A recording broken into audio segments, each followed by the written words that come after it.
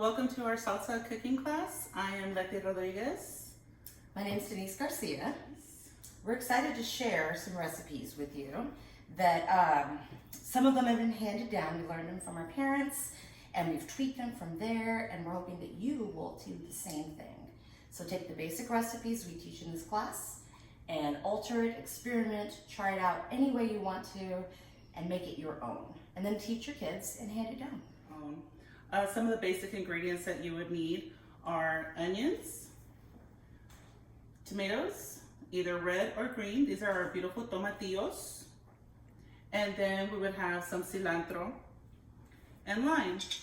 And we're also going to be talking about the different ways that you could go ahead and prepare the salsa. We have roasting, Boiling. and then you could just cut them up fresh, chopped, like in a pico de gallo. And then we'll also be discussing the different cooking methods that we could go ahead and blend them. The most traditional one is going to be using the molcajete, which is a pestle and mortar, and we're going to just grind them up for you, and you can go ahead and purchase one, and it's very easy to cure it. You just get the salt and some rice, you just grind it down, and then that'll cure it. The one we're using today is actually a very old one that my family's had around for a little while, so you'll see some age on that one. Tradition and tradition. Then the other method, we're gonna be using a blender, which is easier to use and faster, so it'll be more convenient if you would like to go that method. And then of course there's traditional chopping. Traditional chopping, just chop it up and put it together. So we're excited to get started in the kitchen, and we hope you enjoy this class. Okay, so we're going to start with the green tomatillo salsa. So if you refer back to your slide, you'll see all the ingredients that we have listed. We've got cilantro, tomatillos, got your garlic already peeled and ready to go, 2 serrano peppers, and 1/4 of an onion, and some lime juice. So what we're going to do is take these ingredients and boil the peppers, the tomatoes, and the onion and garlic together. The rest we'll save for later. Now, when you get a tomatillo from the store, it's going to look a little different than this. It's going to have kind of a loose shell or cáscara around it.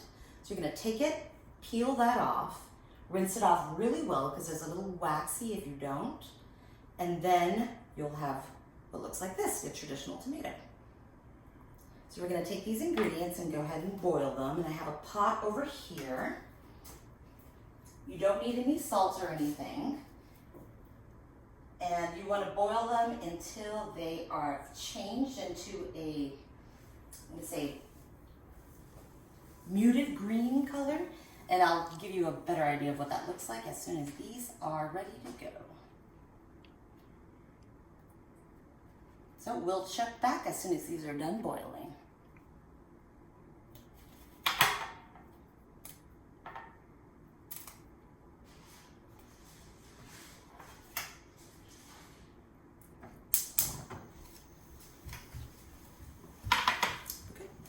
Hi, so now we're going to begin the red molcajete salsa. That's going to include your red tomatoes, some serrano peppers, some garlic, and then 1 jalapeno. We're going to roast these ingredients along with an onion, 1/4 of an onion, and then at the end we'll be able to chop the cilantro inside. So we're going to go ahead and get started with a comal, and then we're just going to put a little bit of olive oil.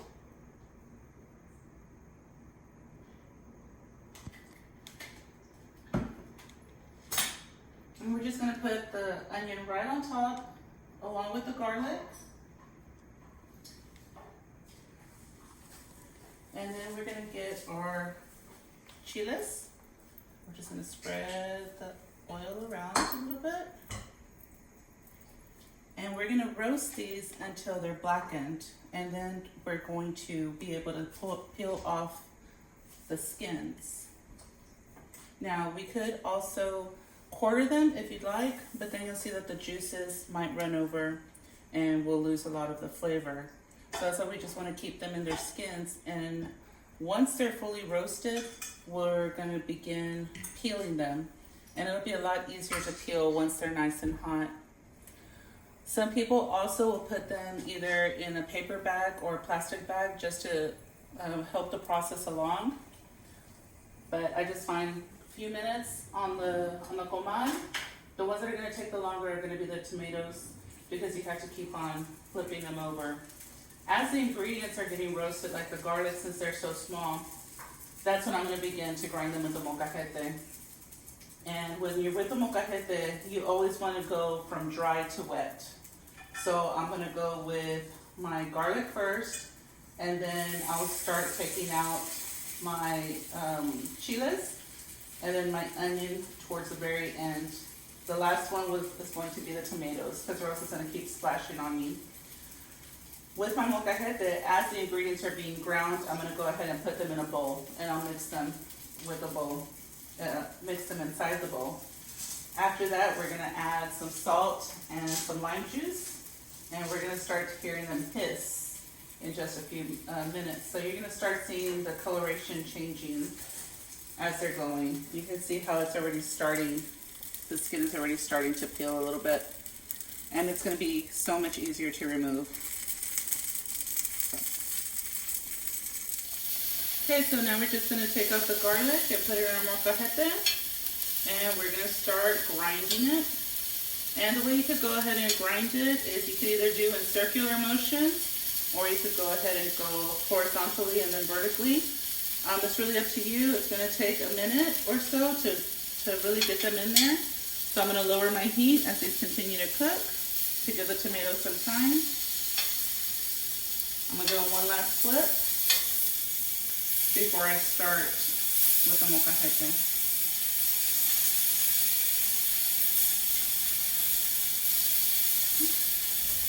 And by the time we get to the tomatoes, they're going to be pretty much already skinned themselves just from being on the heat. Put that to the side. And then we're going to start grinding our garlic first. Like I said, we go from our dry ingredients to our wet.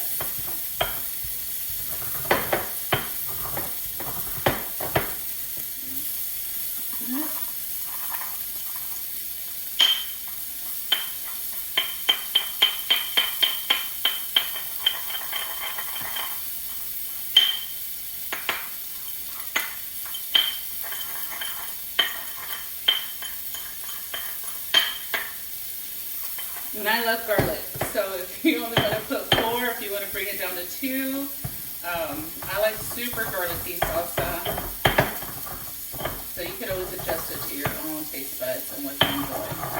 If you don't like garlic at all, well, you can take it out, but I feel like that's a lot of the flavor.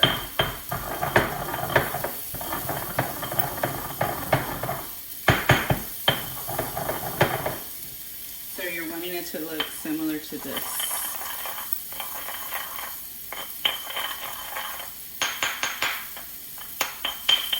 And I tend to do circular motions, but you could definitely go across.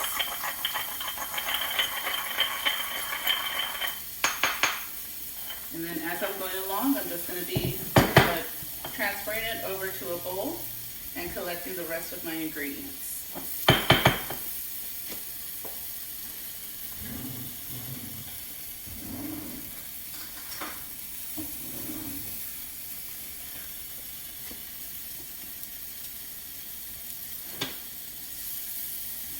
Let's use the pretty bowl.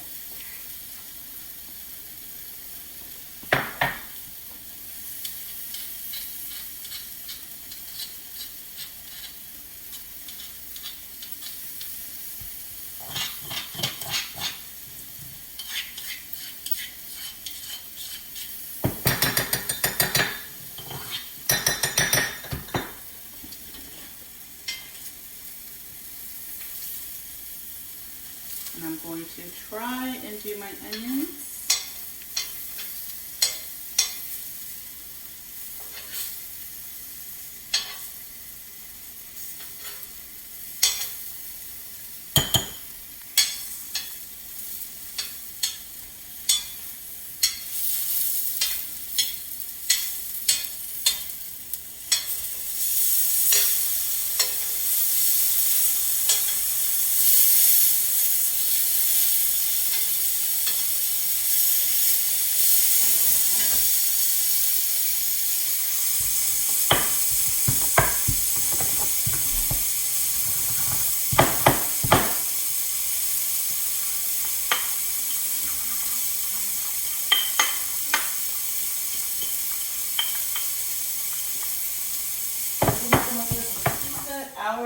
serranos are now ready to get off the fire, and we're going to start peeling them. I'm going to let them set for just a second as I rotate my jalapeno. Since it's bigger, it's going to take a little bit longer.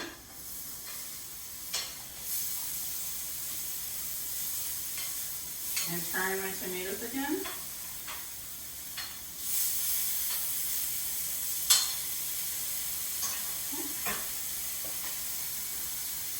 So the chiles, I usually use the blade of the knife, or you could also use the bat, and you're just going to gently start taking off the skin.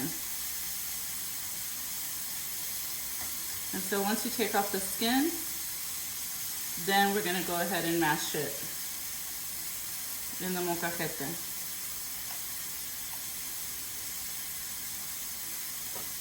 And if you're wearing contacts, make sure to wear gloves so that you don't burn your eyes later when you take them out. So the skin will just come right off, just like that. And skin right there.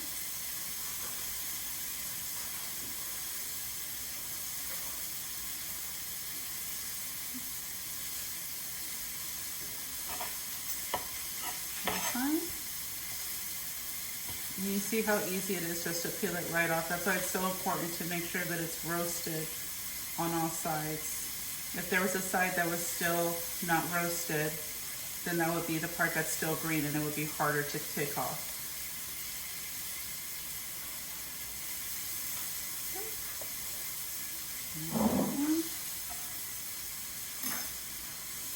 And since they're so small, they still fit in the molcajete. If you have a big molcajete, you could keep adding the ingredients. But I've noticed over time that it's better to do it one ingredient at a time, and then just keep putting it in a bowl to the side. Now if you had a big molcajete, you could definitely grind everything all at once. You'll notice again that as you're going along, always go from dry to wet. Because if you have a big bowl of juicy tomato juice, it's going to be that much more difficult to grind up a small garlic or the onion. And you'll notice that I'm not taking out any of the seeds. This is going to be a nice hot red salsa. If you would like, you could go ahead and open it up and take out the seeds. And to do that, I'm just making sure I get all the flesh. Right here.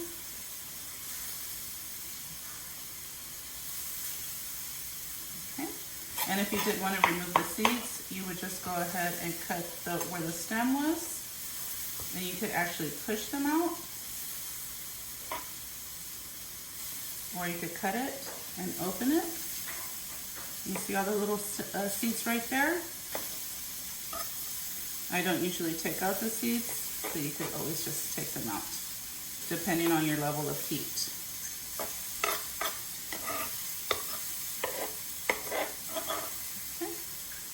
And once that's done, we do the same thing. Get our mortar and pestle. Just grind them up.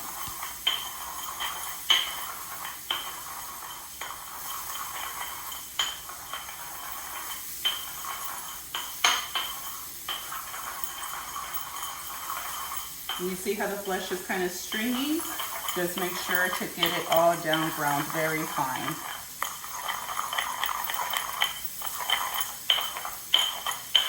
Now if you like it chunky, you want to keep a couple of chunks, that's fine too. Again, you can make it your own, a su gusto, like you say in Spanish. The way you like it, a su gusto.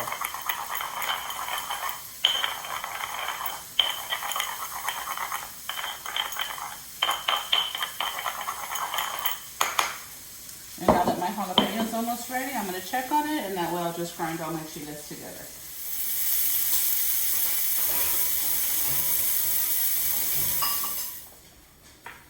And they are ready to be skinned. You can put, usually I just put 3. But if you want to add more, you definitely can. And that one still needs a little bit to go, so I'm going to leave that there. It was a big one. So you see how nice and charred and roasted it is? So it is just very easy just to peel off the skin. Just peel it off. You don't even need the knife usually. And then once it's peeled, I'm going to go ahead and quarter it before I put it in the molcajete. Again, it's going to be super juicy once we add it into the salsa. You're going to see it all come together. At the end, you could add some fresh onions or some fresh cilantro. I always like to put some fresh cilantro and the juice of 2 limes. So, see how nice and beautiful that is. I'm just going to do 3 pieces right now and just mash them up very slowly because they're so juicy. And then I'm going to be adding it to the rest of the ingredients.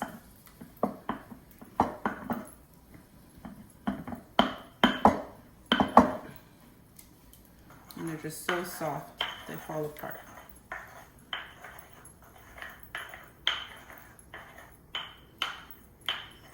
If you like it chunky, leave a little pieces. If you like it nice and smooth, just keep going, grinding them in.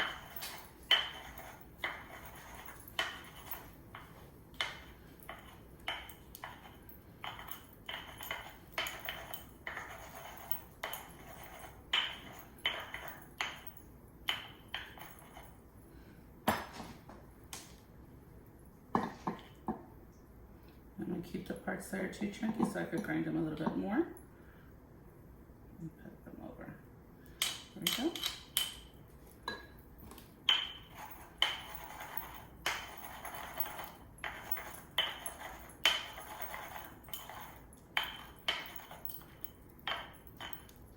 And if they're too fibrous, I'll just go ahead and take them out.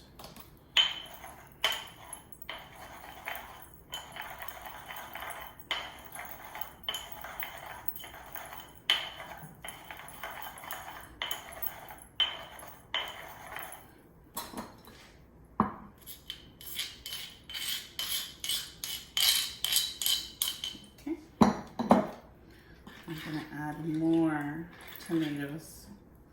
And you're going to see how the color just starts changing and getting more vibrant. This salsa would be super hot right now, so we definitely need to add some more tomatoes.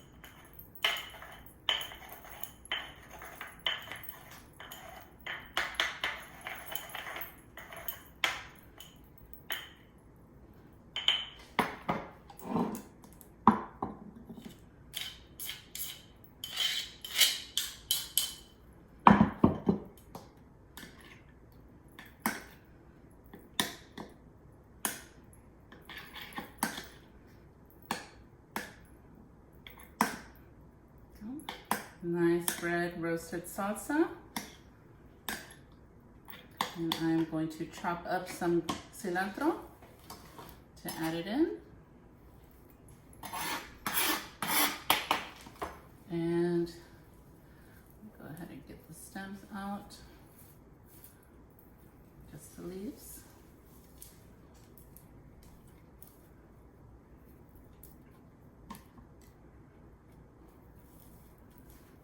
Okay.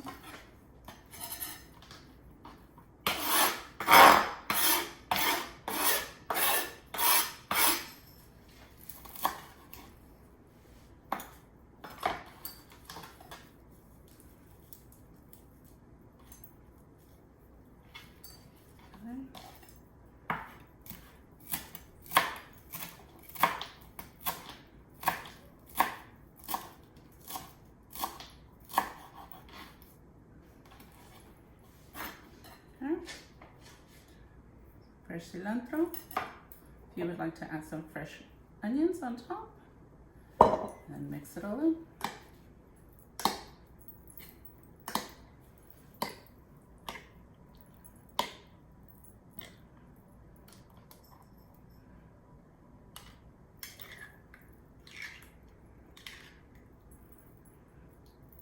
And there you go.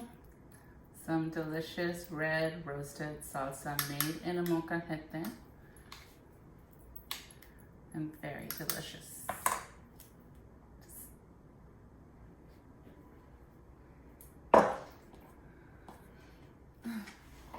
Now to finish up the green salsa, I've taken all the ingredients after the tomatoes are completely green and added them into the blender. So in here is the tomato, the garlic, the onion, and the 2 serrano peppers. So we're gonna blend this up with a handful of cilantro. Now, some people like to just take the leaves off the cilantro, and that'll give you a pure cilantro taste. Some of us like to just pull the stems off loosely and dump it on it. It's completely up to you how you want to do it. Cilantro has a pretty strong flavor already, so I feel like we're not losing anything. And if you have a good blender, those stems are just going to blend right into it. Then we'll add a little bit of salt.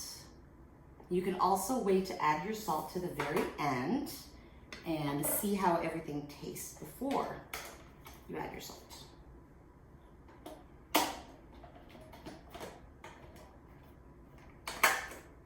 Okay, so now we're just going to blend it up. And I'm gonna go ahead and pulse it because I want it to be a little bit thicker.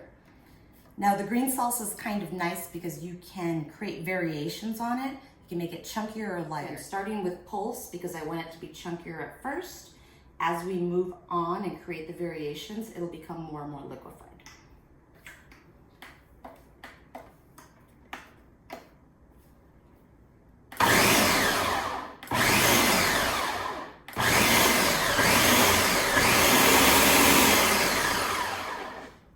Okay, this will be your variation number 1.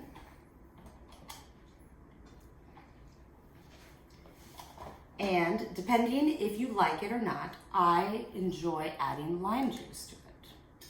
So this can be your first variation. I'm just gonna add the juice of half a lime. Now the nice thing about citrus is some people say it cuts the spice.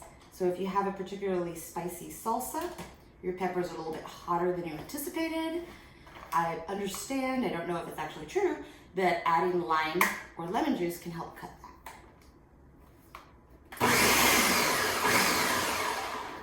Okay, see how that one looks? And this is variation number 1.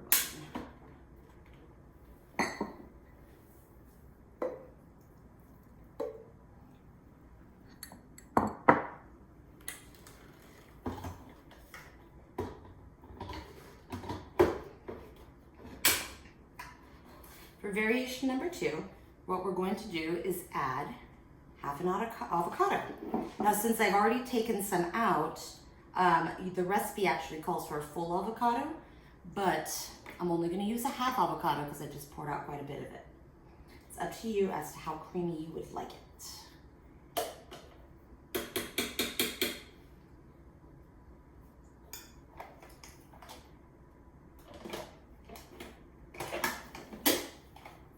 You're gonna cut that, right?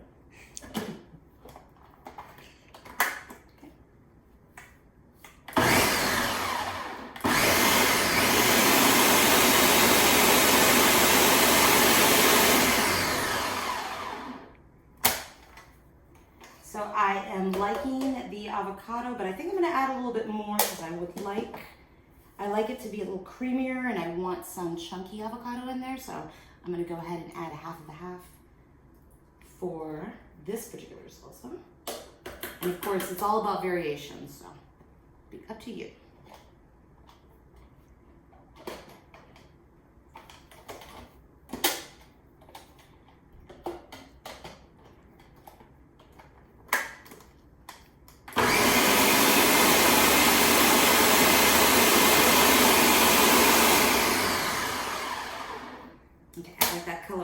more.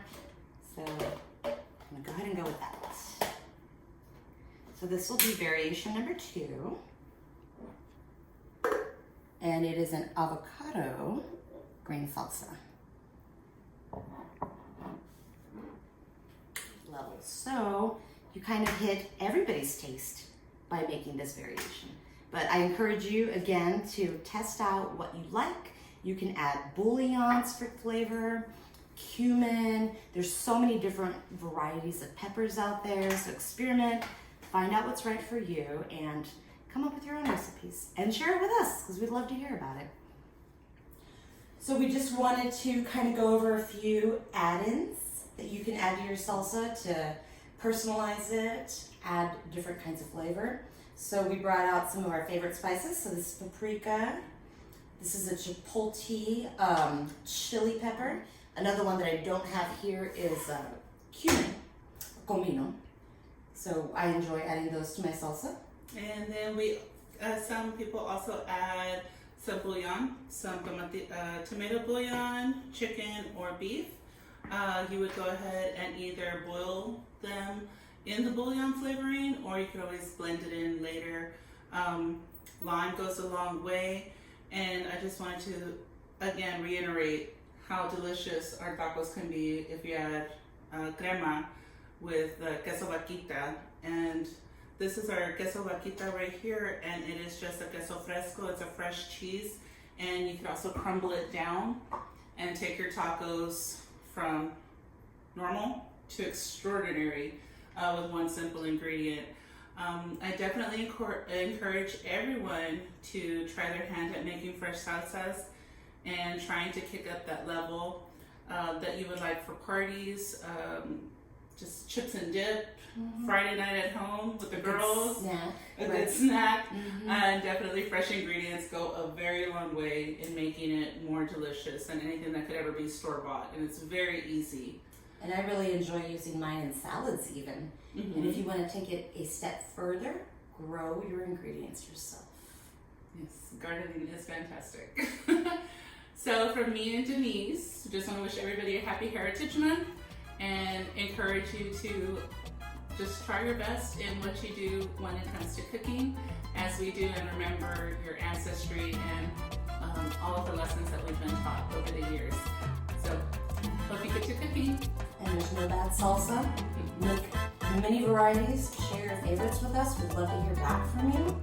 Enjoy Spend Heritage Month. It's good cooking. Thank you.